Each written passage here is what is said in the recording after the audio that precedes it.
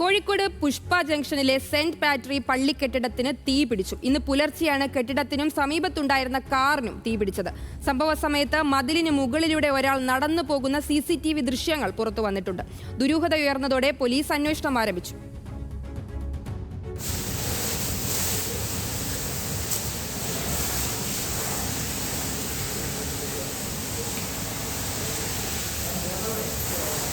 പുലർച്ചെ 4:30 പാട്രിക് പള്ളിയുടെ മതബോധന ഓഫീസ് കെട്ടിടത്തിന് തീ പിടിച്ചത്. സമീപത്തെ വീട്ടുകാരാണ് തീ ആളിക്കത്തുന്നത് ആദ്യം കണ്ടത്. തുടർന്ന് പള്ളി വികാരിയെ വിവരമറിയിക്കുകയായിരുന്നു. ആളുകൾ എത്തും മുമ്പ് കെട്ടിടം പൂർണ്ണമായും സമീപത്ത് നിർത്തിയിരുന്ന കാർ ഭാഗികമായും കത്തിനശിച്ചു. ഫയർഫോഴ്സ് എത്തിയാണ് തീ നിയന്ത്രണ വിധേയമാക്കിയത്. തുടർന്ന് CCTV ദൃശ്യങ്ങൾ പരിശോധിച്ചപ്പോഴാണ് ഒരജ്ഞാതന്റെ സാന്നിധ്യം തിരിച്ചറിഞ്ഞത്. ഒരാൾ മതിലിന് മുകളിൽ കയറുന്നതും പള്ളി കോമ്പൗണ്ടിലേക്ക് ഇറങ്ങുന്നതും CCTV ദൃശ്യങ്ങളിൽ കാണാം.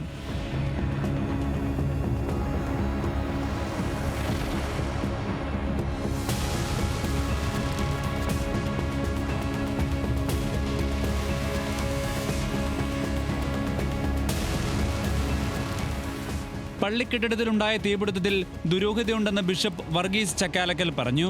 CCTVയിൽ ഒരാൾ ഓടിപ്പോകുന്നതായിട്ട് പറയുന്നുണ്ട്. അതിൻ്റെ അർത്ഥം ആരെങ്കിലും ഇത് കത്തിച്ചതായിരിക്കാം.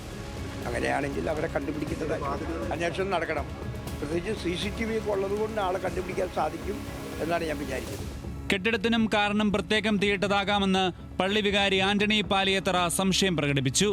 കണ്ടിട്ട് തോന്നണത് രണ്ടും വേറെ വേറെയാണെന്ന് തോന്നുന്നത്. അതായത് കെട്ടിടം കത്തുന്നതും പിന്നെ ഇതിനിടയിൽ തീയൊന്നും കാണുന്നില്ല, പിന്നെ സെപ്പറേറ്റ് കാറും കത്തുന്നുണ്ട്. അപ്പോൾ രണ്ടും സെപ്പറേറ്റ് ആയിട്ട് കത്തിച്ചതായിട്ടാണ് തോന്നുന്നത്.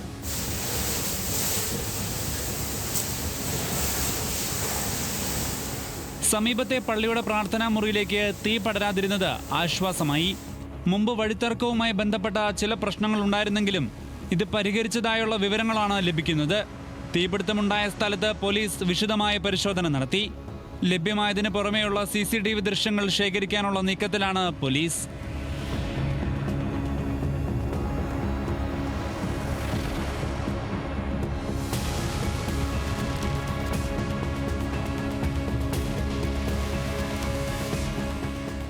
ന്യൂസ് മലയാളം, കോഴിക്കോട്.